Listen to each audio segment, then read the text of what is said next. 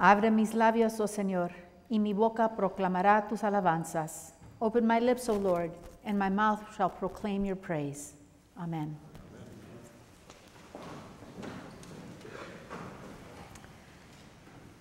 I saw a little Peanuts strip that I thought was so appropriate for today. Linus and Lucy are standing at the window looking out at the rain falling. Lucy says to Linus, "Boy, look at it rain. What if it floods the earth?" Linus, the resident biblical scholar for the Peanuts strip, says, "It'll never do that. In the 9th chapter of Genesis, God promised Noah that it would never happen again, and the sign of the promise is a rainbow." With a smile on her face, Lucy replies, "Linus, you've taken a great load off my mind." To which Linus responds, "Sound theology has a way of doing that."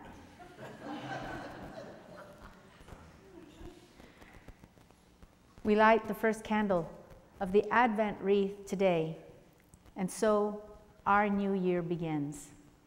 It is also the anniversary of my arrival here at St. Paul's, 6 years today. It is also, oh, thank you. You're going to make me blush. It is also Dawn's anniversary. And how many years? How many years, Dawn? Sorry? How many years? 82. 82. No, not how old are you? How many years have you been here? I came in 1994. Okay, 1994. Y'all do the math. And it is Lena's first official day. So.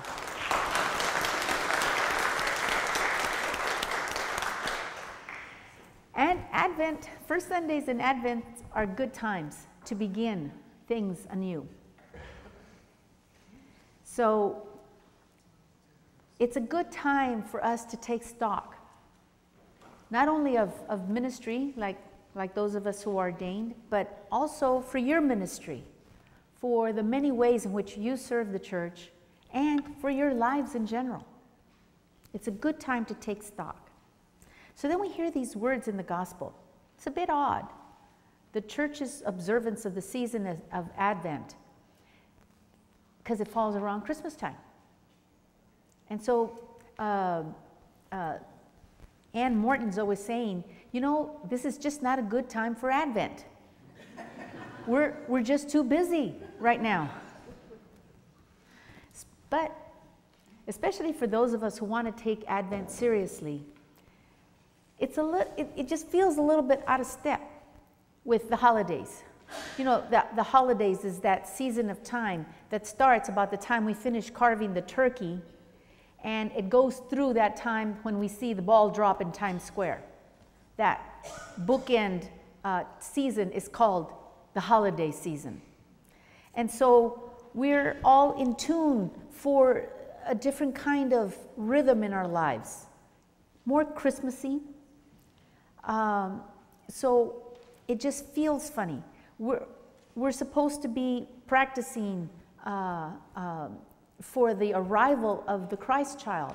But what we're hearing are lessons and carols, you know, being rehearsed, and Christmas lights and Christmas decorations going up and so forth. So there's a little bit of a disconnect for us. And then we hear this apocalypse now type of reading in the gospel. We're being asked, along with Luke's first century community, to stand up, raise our heads, and look and see, to be alert. Advent is the season where God invites us to prepare to receive the newborn child, but this child has come to turn our lives around, to interrupt the status quo.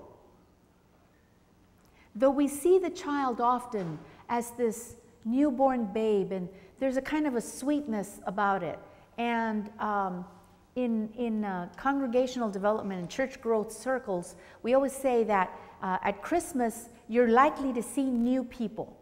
People that maybe have not considered church before, but somehow they get drawn in by the liturgy, by the music, by the ambiance. At Easter, you see people who return, people who were once active in a church, but who fell away for some reason. But when they come back, they tend to come back at Easter. New people tend to come at Christmas because there's a different feel to Christmas. This soft, joyful kind of, oh, holy night feeling. But it's kind of misplaced because this child, this lovely little baby, will turn our lives upside down. And so Advent is a way for us to get ready for that juxtaposition of this gorgeous babe in arms that's going to rip the world apart and make things different. So what do we see? The gospel proclaims words that signal destruction and endings. What are the signs of God's ever new way? Where is the status quo being disrupted? Where should it be disrupted? Well, a couple of disruptions happened just recently. One of them is called Hurricane Sandy. Came to really disrupt things and change things around in a very dramatic way. I saw pictures, especially in the New Jersey area. I saw pictures. Some of you how many of you are familiar with New Jersey or live there or were from there? Several. So it's not called the beach in New Jersey, it's called the shore. And so the Jersey shore got misplaced or replaced, moved. There were sand dunes in the middle of the towns. The shore got moved to the middle of the towns. And many of the buildings of the middle of the towns got washed out to sea. So there was this juxtaposition, this movement that happened because of Hurricane Sandy. Now, a lot of climatologists are saying that we're having such dramatic weather shifts because of climate change. And so what do we do with that?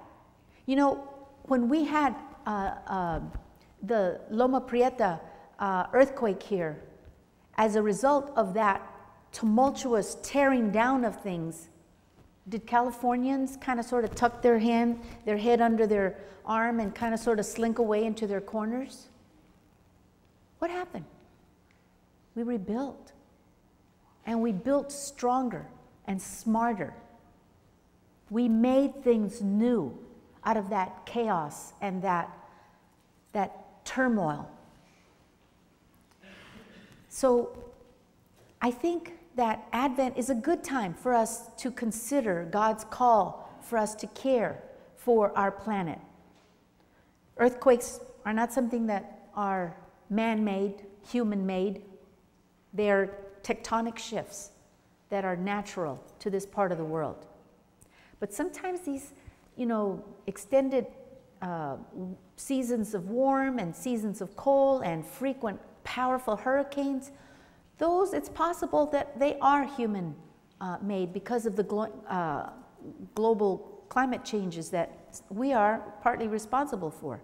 So Advent, it's a good time for us to reconsider how we manage the earth, how we are stewards of this planet, this fragile planet that God has given in our care.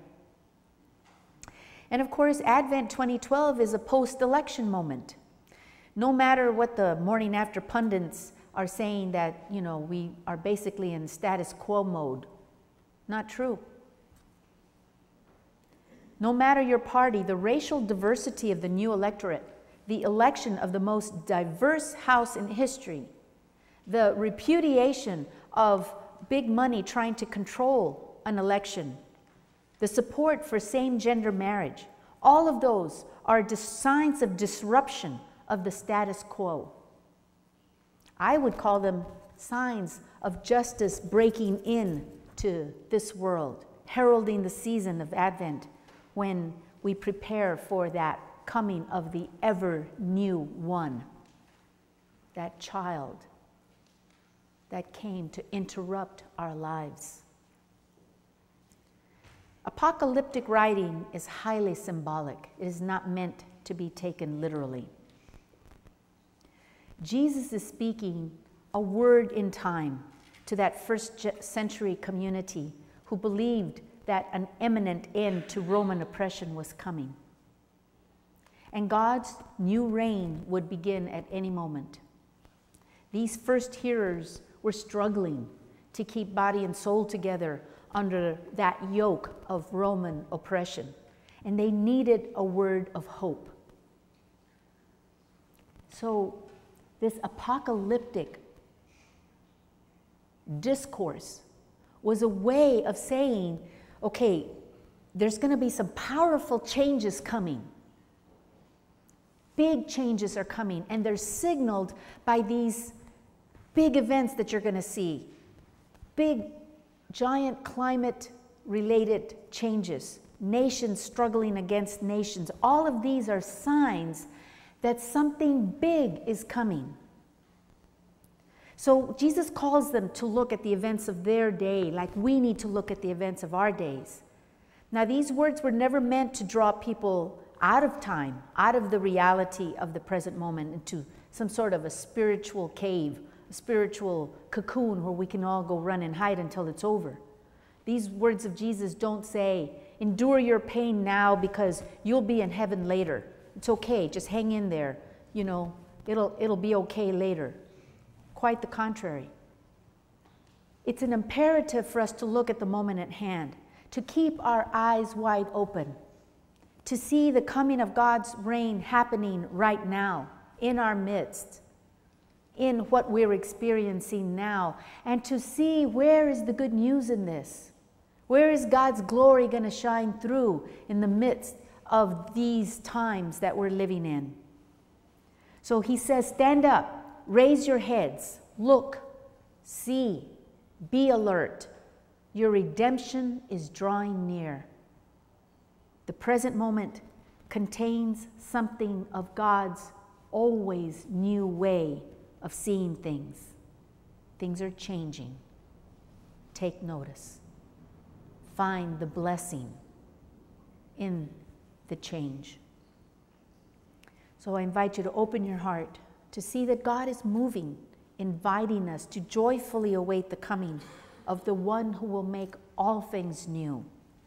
The storms and tempests are a signal that we can expect great and wondrous things to come. Amen.